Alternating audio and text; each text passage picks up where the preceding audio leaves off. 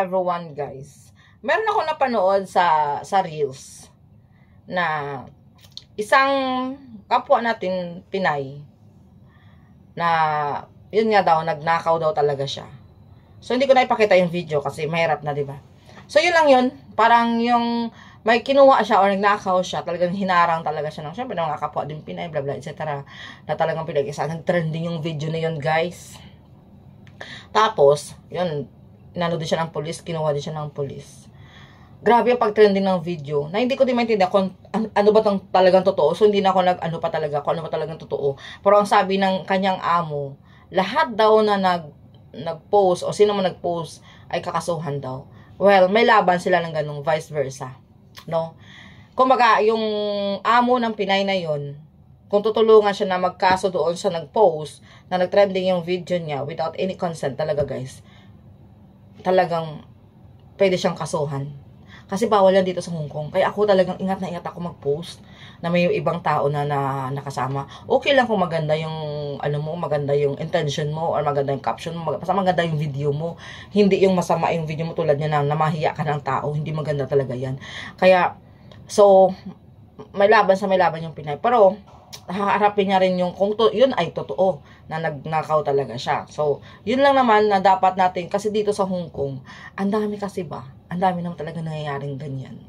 Alam mo, every time na magsasahod ka, na ganyan-ganyan, kaya kailangan pag pumunta ka ng Central or worldwide, maingat ka talaga sa gamit mo. Kasi nga, mayroon talagang nag-aabang talaga yan dyan. Kaya ako, madalang ako pumupunta doon sa Central talaga. Kung pumunta man ako, maingat ako at hindi ako nagdadala ng mga passport ko, hindi ako nagdadala. ID, syempre, kailangan talaga ng ID yan. Kailangan i-safe mo talaga siya ba? Ilagay mo sa safety sa bag mo, ay inasaipit mo yung bag mo. Kasi talaga mayroon talagang magaling talaga sila guys. Maraming nangyayari dito sa Hong Kong na mga ganyan.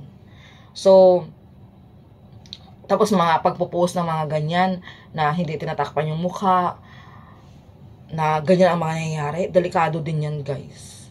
Kaya mahirap magbasta-basta ka lang post ng wala sa lugar. Kaya kumbaga, maging responsable ka talaga bilang isang vlogger or maging responsable ka bilang isang content creator na hindi lahat ng bagay na ipopost mo akala mo ay okay. Yung pala ay hindi. Kaya, hindi ko rin ito pa pinakita, pero yun po talaga yung nangyari ay dito mo talaga, ngayon lang talaga siya nangyari na nagkakagulo talaga sila ba. Kaya, tapos marami pa rin nakita na hindi pa rin siya na-delete. Pero, minsan kasi nag-after tayo ng views dahil sa ganyan-ganyan, tapos pag nag-trending kasi yan guys, hindi mo yan maitatago, lalabas yan. Sa buong social media talaga yan guys. Kaya, be responsible sa bawat post or upload natin ng video na lalo na pag hindi maganda.